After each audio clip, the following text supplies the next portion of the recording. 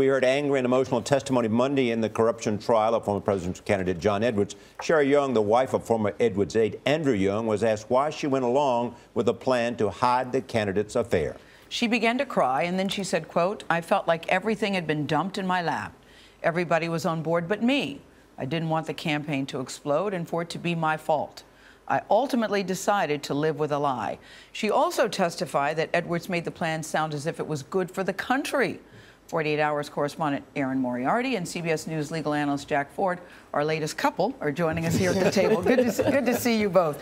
You know what I think is so interesting? I'm so fascinated by Cheri because I don't know any wife in America, or any wife I know, that would go along with a plan that calls in part for your husband to publicly say, yeah, I'm the baby daddy of somebody else's child. Well, and I think the defense is counting on that, because I think the defense wants the jurors to think that it had to be for money, that no one would do it.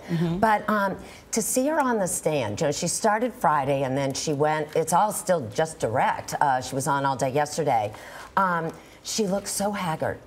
She looks almost anorexic. This has clearly taken a huge toll on her. How old is she, Erin? She's 38. Yeah, she's a pediatric nurse. Yeah. Oh, she definitely does. And so whether or not she has credibility, we won't really know till the cross-examination, but she certainly has some sympathy sitting on the stand. Did she come across as a sympathetic character to you all? I think she does a couple of things here, Gail. She gives the prosecution, again, we haven't seen the cross-examination yet, but she gives the prosecution a bit more of a sympathetic figure.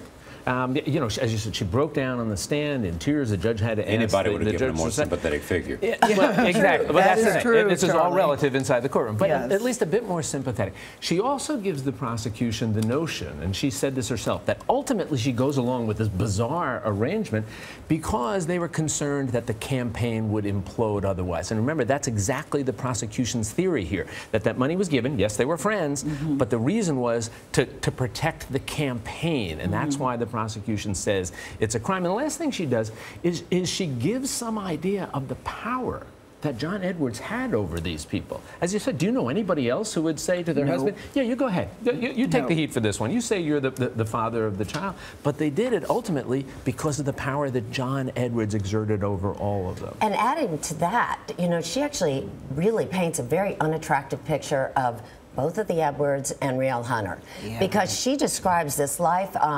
Not only was her husband working from dawn till late at night for this family, but when the Edwards would fly into North Carolina, she'd say they would take her car and she'd be without a car. She'd have to take the cars to be serviced. She was doing menial work for them as well. And so she helps the prosecution in painting a very unattractive picture. Does she help the defense when she says that John Edwards said, look, this is all legal? Well, yes, and we've seen that thread. The defense is smart enough. Obviously, they're very good lawyers here. They're smart enough to pull that out whenever they can. They got that from Andrew Young, saying that John Edwards told him 5 times that he had checked with experts, it was legal.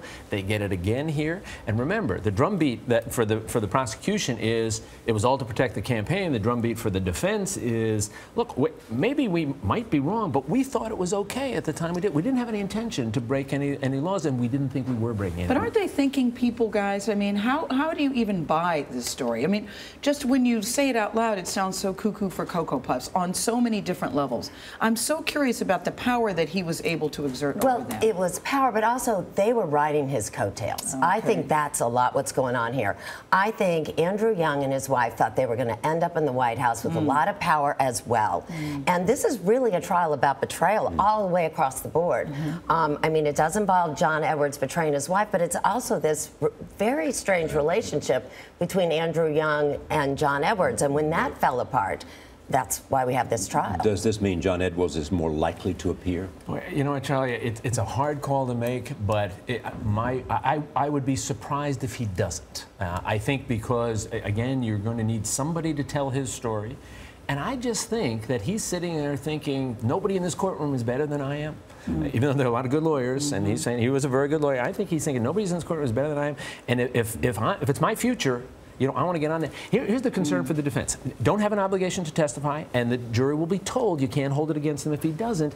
But they've got to be worried that jurors might be saying, you know what, man, if this was me, and I was on trial, and I was a former presidential candidate, you couldn't keep me off of that stand, if in fact I was innocent. There is also this. John Edwards probably believes that he can charm the jury.